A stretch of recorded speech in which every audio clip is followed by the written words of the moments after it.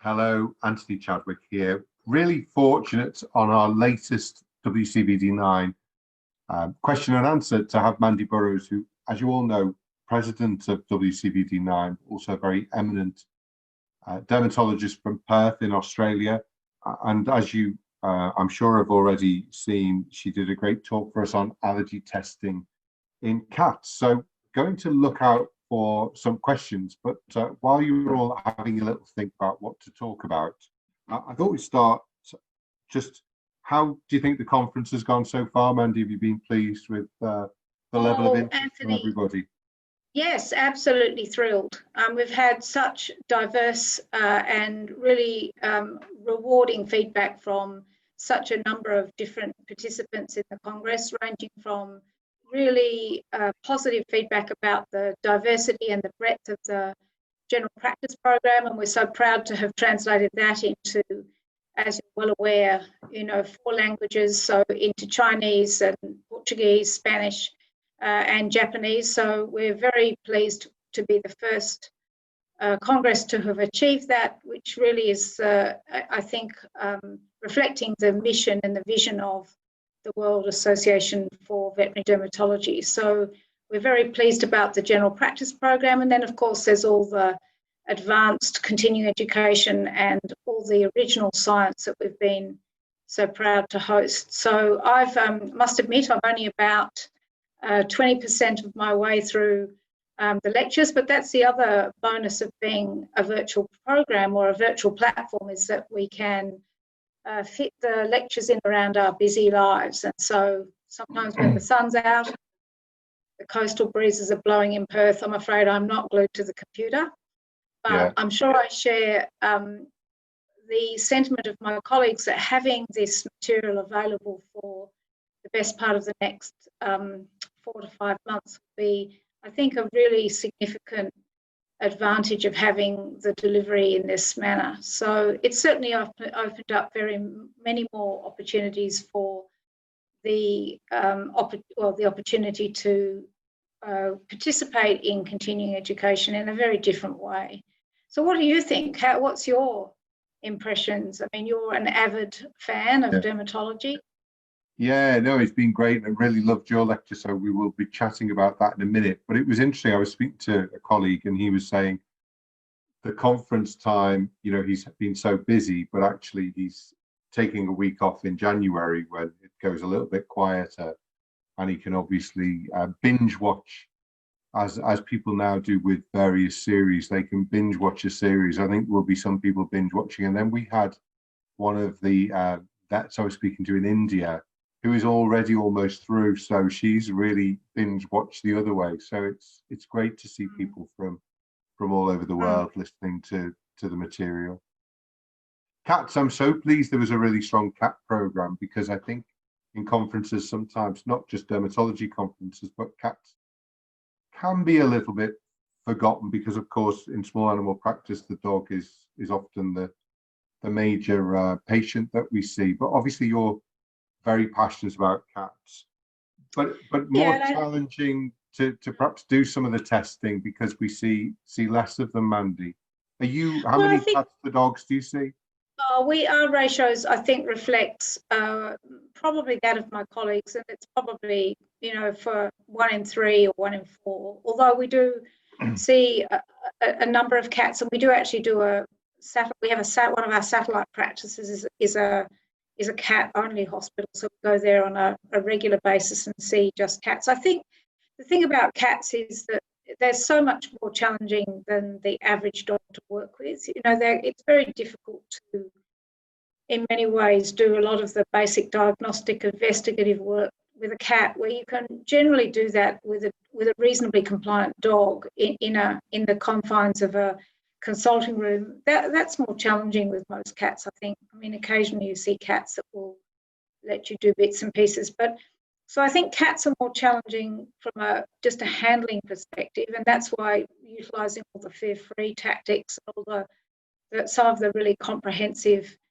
advances in approaching cats, I think, is really important in terms of utilising pharmacy to help us restrain cats and make the experience as fear-free as possible. But I also think that the diagnostic approach to cats is different because just simply everything looks the same. You know, like itchy cats for whatever reason look like just a number of different etiologic diseases can all look the same, where the dog gives you signalement distinguishing or characteristics about the signalement that make it much more readily available, I think, to just try and discriminate in your mind what might be the etiopathogenesis of the problem, where the cats just don't give us any clues, you know. Yeah, so that's the thing. It doesn't matter how old it is or what breed it is or where it's itchy or how itchy it is. There's all this sort of mire of things that we still need to consider, where dogs are a little bit more discriminant. We're obviously speaking to a very eminent audience, but I think there is also still that problem which you dealt with very well in the lecture of, you know, the blood test or the skin test is not there as a diagnostic test. It's there for the therapeutic purposes. Do you think that's still a big problem where you are in Australia, that you get cases being admitted to you where they've used blood tests or skin tests in a diagnostic way rather than a therapeutic way? I honestly think that if I think about that question, in most circumstances, no, I don't think that cat owners or even veterinarians working in practice are using serology as a discriminatory tool. I think that there's still a real chasm between the practitioner, the good practitioner who's working hard in practice to do the right thing by the feline patient, and any of the more refined diagnostic investigations for feline atopic syndrome or whatever we want to call it. You know, and I think that the reality is what generally happens is you take a cat to the vet generally utilises corticosteroid therapy, and then when that stops working, those cases get referred. Usually there's an effort to do a food trial. Cats can be very challenging to do food trials. And then there's flea control initiated, and that tends to be it. And I think, and that's not a criticism, that's just an observation of how far some owners want to go, but also a reflection of how challenging cats are to treat long-term for allergic skin disease. Cats are hard to pill.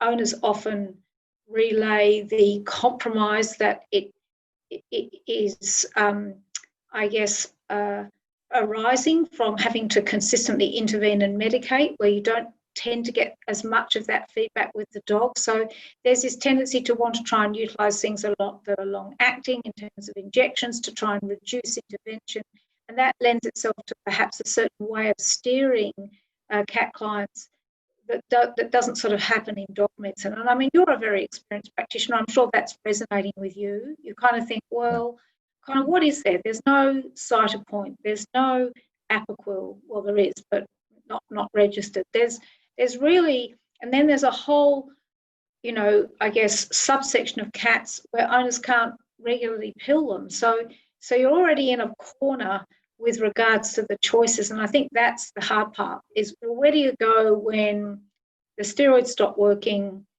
or the cat becomes refractory to medication, as in refractory to being medicated? Like, where do we go with those cats? What options are there? So I think that's the sort of demographic that we're seeing, is that sort of end of the line where seemingly the options have run out. And when you see those very refractory cases, obviously, and work them up, what sort of success level are you getting with intradermal vaccines? You know, with So I think we've got to look at the demographic that we see as well. I mean, we're only seeing, like the specialist has a really refined life in many ways, a very lucky life, because we're only seeing the highly motivated clients who want to take things generally one step further, who are either, and we have very high rates of pet insurance in Australia, so many of these pets are insured, so costs are not quite so limiting for a proportion, or at least a reasonably high percentage of our clients. And so I would say in a situation where you've got a highly motivated owner who's financially able to fund immunotherapy, which isn't ridiculously expensive, but it's certainly more expensive than glucocorticoids, and you've got a cat where owners can either have that cat injected either once a month or be prepared to give it sublingual therapy at least once a day, then in those circumstances, I think the success rates of immunotherapy, as long as you've got able to actually undertake the program, are quite reasonable. Like I would say there's probably, the figures mirror dogs, there's probably 30 to 40% of cats owners who say, this is unequivocally the best thing I've ever done. My cat is so much better, and I'm so glad I did this, and I'm so glad I met you. And then there's another maybe 20 to 30% who say, well, it's helped, but I'm still relying on drug therapy to keep my cat in remission. And then probably the rest of that percentage say it made no difference at all. And I guess if you're able to communicate that effectively with the owner before you start, then you're in a position where you're not making promises you can't keep. You have to be very candid about what can and can't be achieved. But I think that practitioners are less, it just seems to me it's just something that's less understood, or at least perhaps we don't communicate as well as we should about those options for cats as we do for dogs. I think they're quite different. I think that middle group is really interesting, Mandy, where there isn't a magic bullet necessarily of one treatment, and that is where I think the real art of dermatology comes in, of talking to the client, seeing when the various flares seem to happen, using that almost balanced anesthesia approach where you are bringing in regular flea treatment, steroids, maybe some essential fatty acids, perhaps some of the oils that you can put on their coat that seem to be effective to improve barrier function. It becomes a much more complex case, which is difficult to cope with as a general practitioner when you've got a 10-15 minute consult, whereas with an hour and with consistency of seeing you each time that they go, I think that really helps with the control of these cases as well, doesn't it? Well, and I think you're right, Anthony. I think the multimodal approach, I think being able to, that marriage, which sometimes is a combination of science and a little bit of art and a bit of experience and a little bit of skill at communicating with people, and also really establishing trust. I think what happens is that people, that's what you're really building. You're building a chronic care relationship with somebody who doesn't have to tell the story all over again each time they come. And you've got people who are, as I said before, able to dedicate the time. They're highly motivated, and they're prepared in many instances to often, I think, dedicate more time to the care of their pet than I think I would be able to in the context of those circumstances. So you are looking at only a certain demographic. I think that what we teach when we talk about allergy testing and immunotherapy is to try and identify and select patients quite carefully, because if you've got a really aggressive cat that's unlikely to be able to be either injected, or an owner's unlikely to be able to actually give something sublingually, if you've got a cat that really isn't amenable to being medicated in any way, even if that's through clandestine measures and using, flavourless or flavoured liquids, etc., then it becomes really difficult to give those people the service, or not so much the service, but the outcome that they're seeking, Because, let's face it, I mean, like I've been in practice only marginally less time than you, Anthony, and I can remember there are plenty of cats that we used to give, long-acting glucocorticoids to that did just fine. I mean, and I'm not saying that's what we should be doing, but the reality is that you've got to carefully think about what people are able to do, and that's, I think, the art of it, because it's all very well having a lot of strategic approaches to actually intervening, but you have got to be in a position where the owner can do it and the cat can cope. And also sometimes the financial side, where there is a small amount of money, and getting them in every 3 months for an injection of a steroid is the best that perhaps we can do with that particular. Yeah, with those resources, and and I think we should be focusing on the things that we can change in those circumstances. Like we can, as you say, we can fortify diets, and we can look at nutrition, and we can think about adding, things that we could do that are feasible for people who are on much more limited budgets. I don't think that there should be any suggestion that, you know, we're only an elite group of people that are able to cater for those that are socioeconomically, you know, relatively advantaged. I think that you're right. There's within that resource group, there's lots that you can do with, at least with nutrition, with fatty acid supplementation. I mean, there are some cats where, you know, the cheaper antihistamines may be of value. You know, there are things that can be done in that regard as well. So I think in terms of just talking about allergy testing, the thing about allergy testing that we were trying to communicate through the lecture that I gave, and I say we because I'm part of a, you know, bigger team of animal dermatology clinic dermatologists who are doing a reasonable amount of allergy testing in cats, well, a lot of allergy testing in cats, really to try and emphasise the importance of several aspects of the procedure. And I think the thing that's probably, I mean, there's 3 or 4 things that I think are quite important. The first thing is I think the role of stress is really important to try and mitigate with cats. I think that one of the reasons that we've been achieving poor intradermal skin test or intradermal test reactivity in cats is because traditionally when you read about intradermal testing in cats, the wheal quality is supposed to be very poor. The wheal's very soft, very flat, very difficult to discriminate from the surrounding epidermis. And I think that in many circumstances, the reason that those wheals are so difficult to read is because of the stress of the cats that we're trying to test.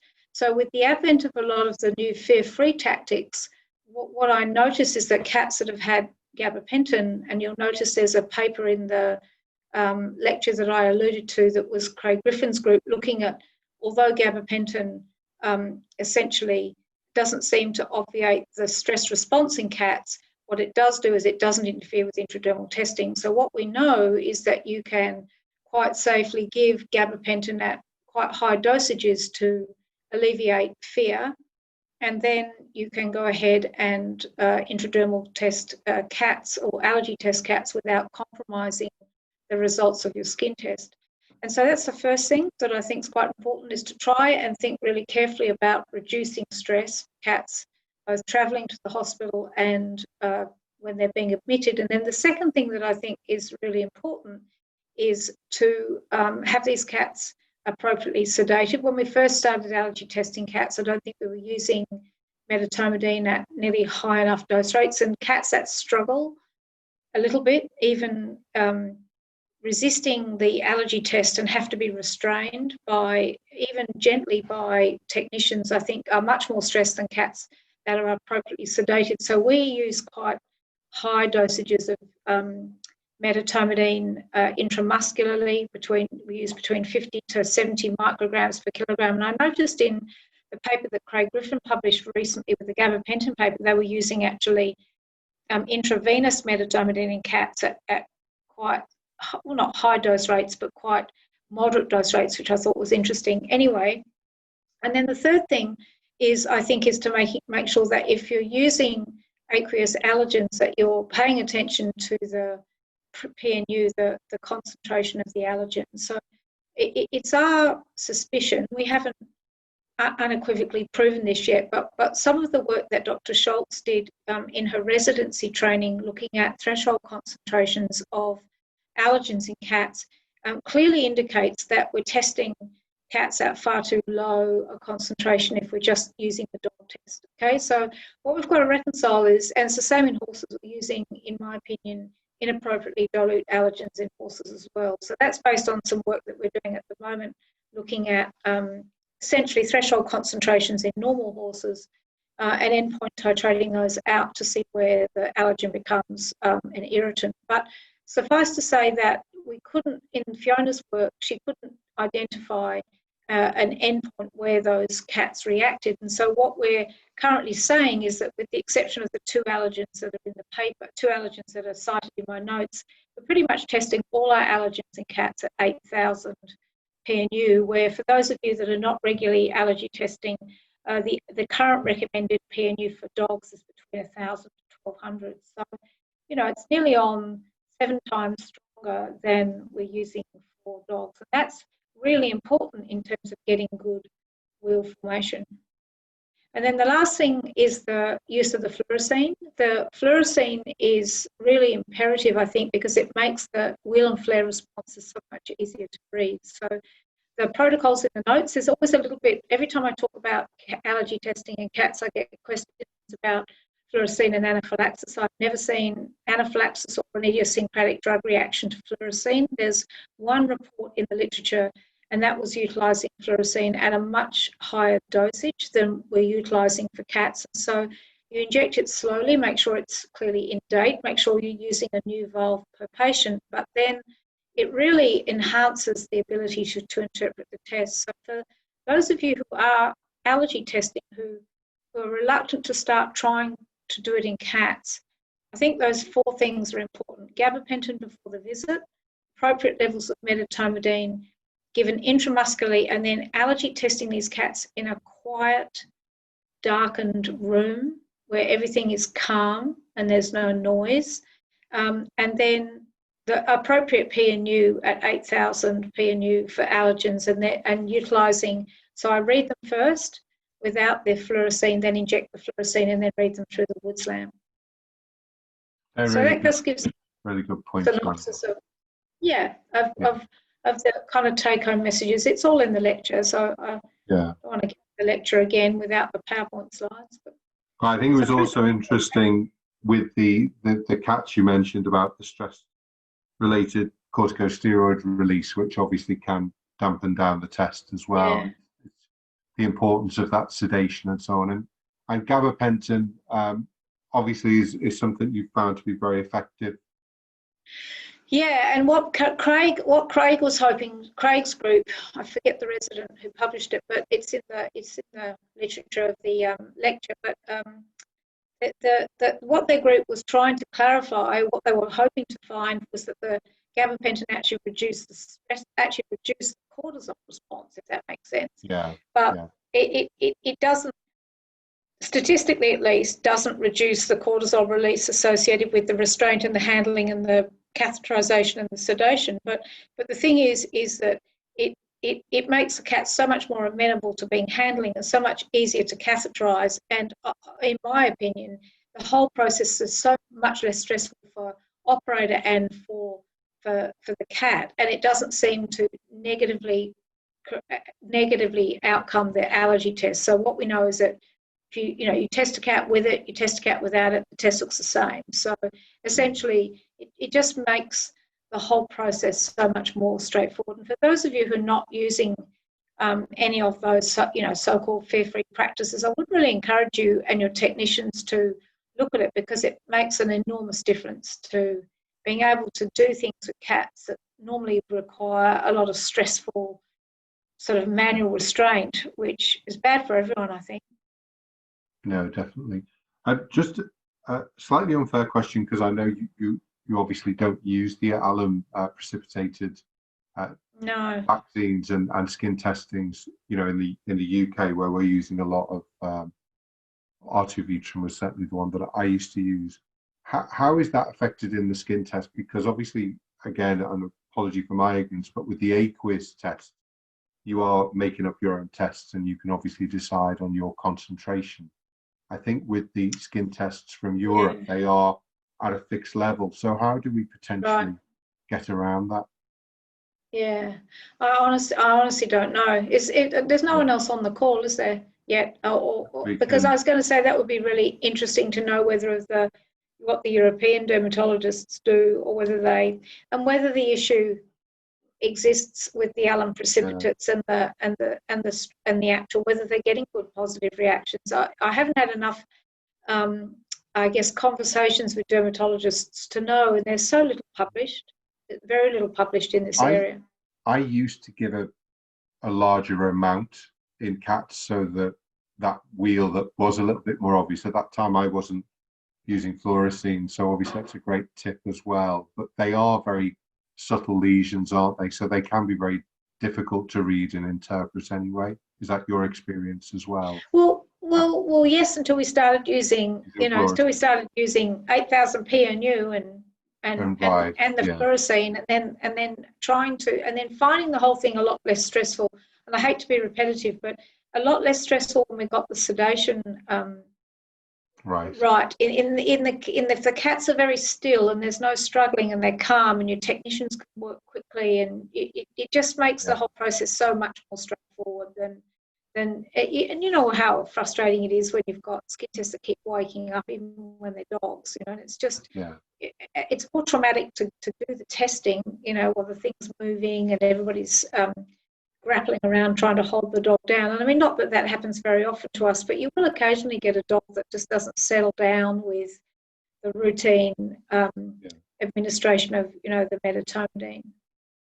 Yeah. So I guess the other thing that's probably worthwhile to cover is the serology testing.